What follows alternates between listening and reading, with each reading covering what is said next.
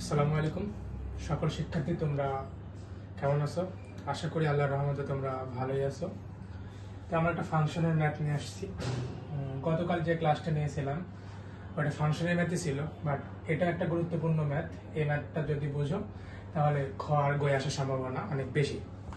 তো আমরা গত ক্লাসে ক নাম্বার সম্পর্কে আলোচনা করছিলাম। খ নাম্বারে দেখো ম্যাথে বলা আছে জি অফ এক্স সমান সমান 1 plus x square plus x to the power 4 divided by x square হলে দেখাও যে g of x স্কয়ার সমান সমান g of 1 divided by x square এই দুইটা সমান।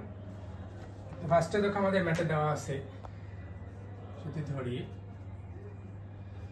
g of x equal দেওয়া আছে 1 plus x square plus x to the power 4 divided by x square.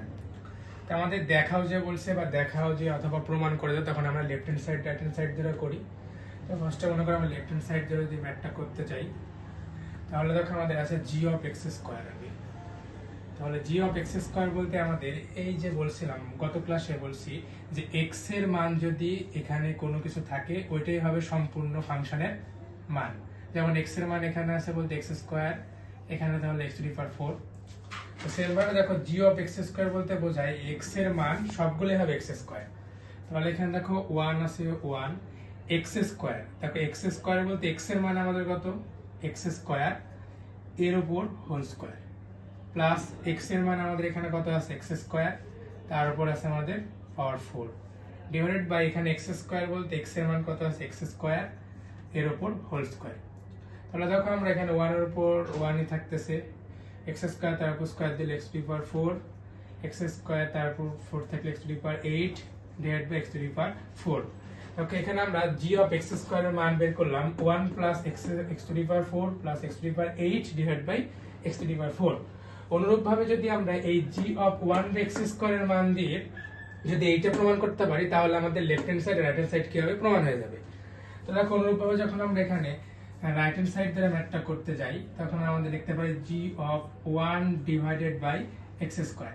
তাহলে আমাদের g of 1 by x square বলতে আমাদের x এর যেখানে মান সেখানে সবগুলোতে বসাবো 1 ডিভাইড বাই x স্কয়ার। তো দেখো 1 প্লাস এখানে ছিল x স্কয়ার, তাহলে x এর মান কত এখানে 1 divide by x square, square ছিল মানে এর উপর whole square plus plus x to the power 4 আছে, তাহলে ফার্স্ট x এর মান কত 1 ডিভাইড বাই x স্কয়ার তার উপর পাওয়ার 4 ডিভাইডেড বাই সেম ভাবে ছিল x স্কয়ার, তাহলে বসাই, তাহলে 1 ডিভাইড বাই x স্কয়ার তার উপর হোল স্কয়ার। তো দেখো 1 প্লাস আমরা সকলে জানি যে a ডিভাইড বাই b এর উপর যখন আমরা হোল স্কয়ার করি তখন a এর উপর স্কয়ার করলে স্কয়ার, b এর উপর স্কয়ার করলে b স্কয়ার। সেম ভাবে 1 এর সাথে স্কয়ার করলে 1 ই হয়, আর x এর সাথে করলে x to the power 4 plus same ভাবে এখানে 1 ডিভাইডেড বাই স্কয়ার 4 করলে 8 divided by 1 divided by x to the power 4। এখন দেখো আমরা উপরে ভগ্নাংশ আকারে থাকলে লসাগু করব। লসাগু যদি করি তাহলে আমাদের x টু দি পাওয়ার 4 আর 8 এর মধ্যে লসাগু হবে x টু দি পাওয়ার 8, তাহলে এখানে কিছু না মানে 1, তাহলে হবে x to the power 8 plus এখানে x টু দি পাওয়ার 4 চলে গেল x to the power 4 plus এখানে হবে 1। সেম ভাবে নিচে আমাদের x টু দি পাওয়ার 4 আছে, x টু দি পাওয়ার 4 এটা দিলাম 1 ডিভাইডেড বাই।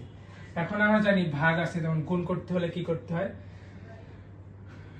তাহলে আমাদের x to the power 8 plus x to the power 4 plus 1 divided by x to the power 8 রাখলাম। এই ভাগ আছে গুণ করতে হলে এই উপরে চলে যায় x টু দি পাওয়ার 4 নিচে 1, তাহলে এখানে 4 আর 8 কাটলে x টু দি পাওয়ার 4 হয়। সকালে দেখো x to the power 8 plus x to the power 4 plus 1 divided by থাকতেছে x টু দি পাওয়ার 4। দেখো এইটা আর এইটা সেমই হয়েছে, দেখো 1 plus x to the power 4 plus x to the power 8 divide by x to the power 4। তাহলে দেখো এই ম্যাথে আমাদের g অফ ফাংশনের x ফাংশনের মধ্যে যদি g অফ x স্কয়ার আর g of 1 divide x square মান যদি বসাই, তাহলে দেখতেছি আমাদের এই মান আর এই মান সমান। তো এটাই ছিল আমাদের প্রমাণ। তো এরকম ম্যাথ অনেক আছে, দেখবে বোর্ড কোর্সে অ্যানালাইসিস করলে অনেক ম্যাথ আসছে। তো সকালে ভালো থাকো, সুস্থ থাকো, পরবর্তী ক্লাসে অপেক্ষা থাকো। আসসালামু আলাইকুম।